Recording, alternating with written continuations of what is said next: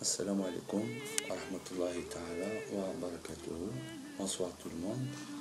Dans ce cinquième tutoriel, nous allons vous montrer comment réaliser ou bien construire votre modèle de simulation sur le logiciel EPANET.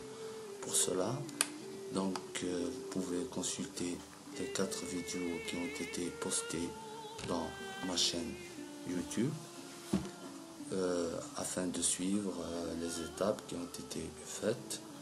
Et je tiens à remercier mon ami qui a pu réaliser ses profils sur Covadis. Comme vous pouvez le voir, ils sont classés par ordre, donc adduction, distribution principale, distribution secondaire et distribution tertiaire.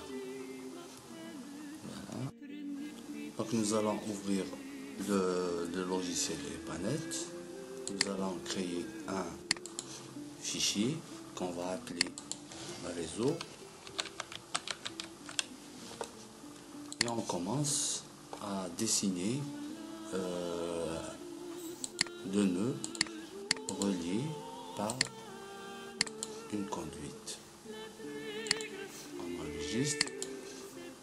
L'objectif de ce petit schéma, c'est d'avoir le squelette justement du modèle que nous allons créer par la suite, ayant les nœuds qu'on a déjà préparés sur Covadis, et qu'on va essayer d'utiliser la méthode qui va nous permettre de construire ce modèle. Puis on va exporter ce fichier en format réseau avec l'extension .imp. Si on vient dans le dossier d'enregistrement, on trouvera qu'il existe deux fichiers.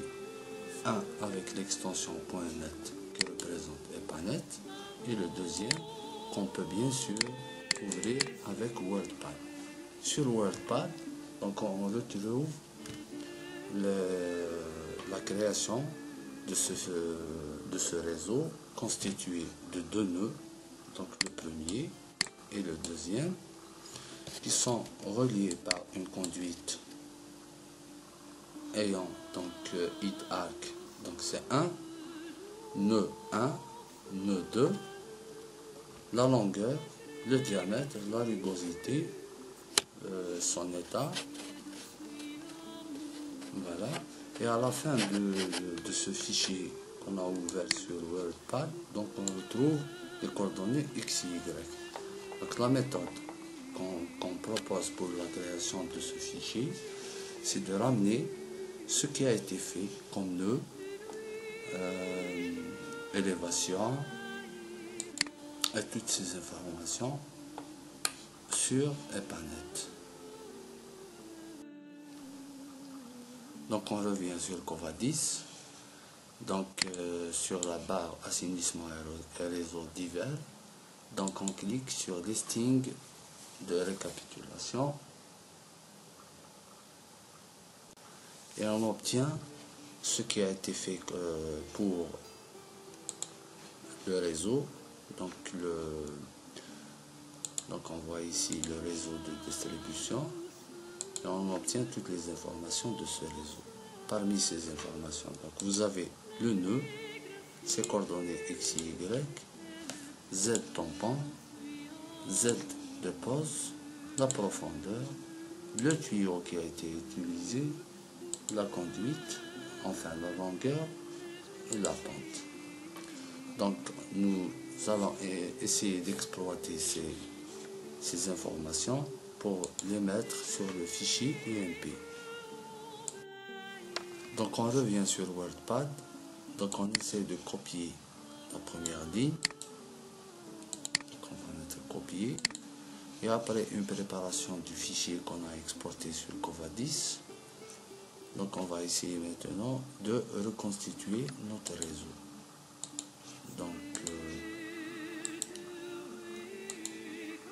Donc voilà la ligne qui a été copiée sur Covadis, plutôt sur bloc-notes.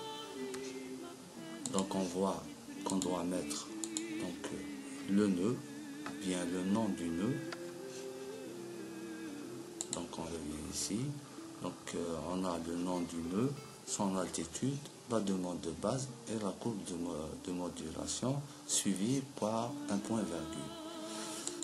Donc ici on va mettre le nœud, donc on va copier tous les nœuds. Voilà.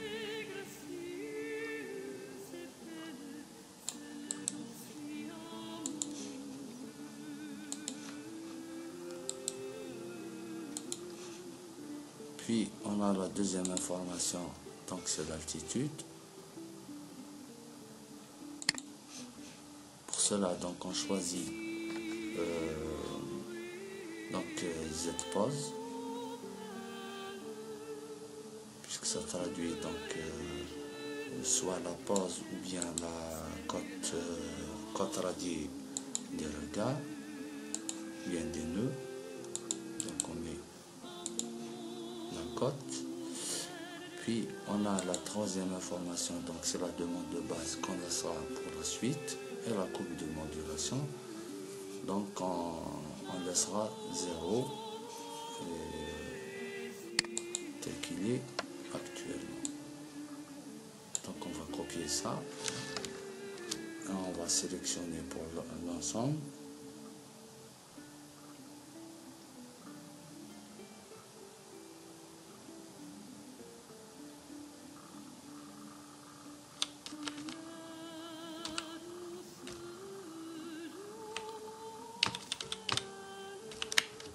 Et on va faire CTRL B. Puis on va copier donc ce qui a été fait. On va le copier et on ira le coller sur bloc-notes. Voilà. Puis on sélectionne tout et on copie. Et on va remplacer ces deux rubriques. Donc on va mettre CTRL V. Donc déjà, on a reconstitué la première phase. Donc la deuxième phase qu'on va voir, donc c'est les arcs. On fera presque la même chose. Et on fera la même chose pour la rubrique arc. Donc on va copier la ligne qu'on mettra sur Excel et vous allez obtenir le tableau suivant. Donc vous avez le nœud de départ, le nœud d'arrivée, la longueur. Pour le diamètre, donc on le fixe initialement à 50 ou bien ce que vous voulez. De toute façon, après simulation, donc on doit reprendre l'ensemble des diamètres. Pour la rigorosité aussi, on en laissera 0,1 et qu'on pourra bien sûr changer. Pour cette valeur, on la laissera nulle. L'état de l'arc qui est ouvert, puis le point virgule, et on copie le tout. Voilà. Bien sûr, on passera par le bloc-notes.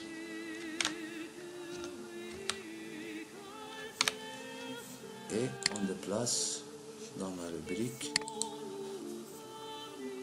arc. On enregistre. Voilà.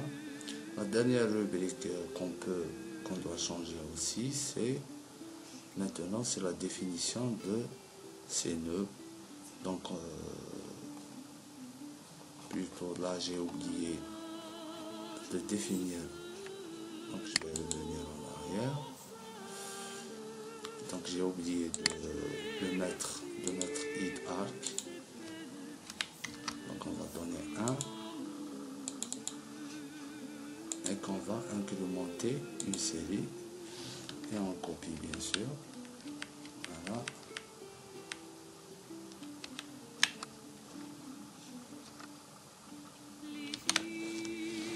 On passe par bloc-notes bien sûr. On copie et on le colle sur bloc-notes, plutôt WordPad. Voilà, et on enregistre. Donc la dernière rubrique c'est les nœuds, les coordonnées X et Y, toujours dans le fichier Excel. On copie ces valeurs-là. Donc on a le nœud, la coordonnée X, puis Y. Voilà. Qu'on va mettre dans une feuille. Voilà. Maintenant, il ne faut pas oublier donc d'enlever ce séparateur, le séparateur du millier, qu'on met le format. Donc on choisit nombre, on met OK. Voilà. Et on copie ces valeurs-là.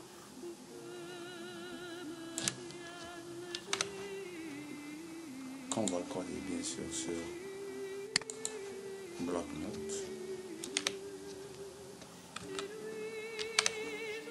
Et sur WordPad. Et on enregistre. Donc, après avoir enregistré le fichier WordPad avec son extension INP, donc on l'ouvre sur EPANET. Voilà. Donc on va obtenir notre réseau, sans oublier bien sûr d'aller dans dimension du schéma, on fait ajustage automatique et on fait accepter. Et vous avez votre réseau qui est réalisé sur EPANET et qui ressemble exactement à ce que vous avez réalisé sur Covadis. Voilà, donc j'espère vous avoir donné cette méthode ou bien cette technique qui va vous permettre bien sûr d'avoir votre réseau tout en gardant ses coordonnées, parce que c'est très important de travailler toujours avec les coordonnées qui sont adoptées et d'avoir votre schéma avec ses dimensions réelles au lieu que ce soit uniquement schématique comme la majorité des vidéos qu'on voit sur YouTube.